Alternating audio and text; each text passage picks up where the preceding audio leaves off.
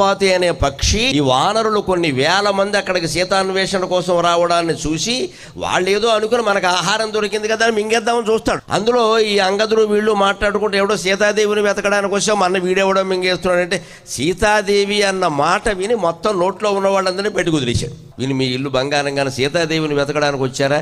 నేను మీకు జాడ చెప్పడం కోసమే ఇక్కడ ఉన్నానయ్యా, మీరు వచ్చారు మింగేశాను అంటే అప్పుడు అంగదుడు అడుగుతాడు, 500 మందిని మింగేశావు, తినేస్తావా, అరుగుతుందా అన్నాడు. ఇది టిఫిను, మధ్యాహ్నం భోజనం 5,000 లెక్క అన్నాడు. అంత ఆకలి ఉందా నీకు అంటాడు. నాకు ఆకలి ఉండగా లోకంలో ఎవరికేమున్నాయో చెబుతాను చూడు అంటాడు. పాములకేమో కోపం ఎక్కువ, పక్షులకేమో ఆకలి ఎక్కువ, మృగాలకేమో భయం ఎక్కువ, గంధర్వులకు కామవాంఛ ఎక్కువ. మనుషులకి ఏమిటి ఎక్కువ చెప్పలేదు. నాకు రామాయణం చదివితే అదే అనుమానం వచ్చింది.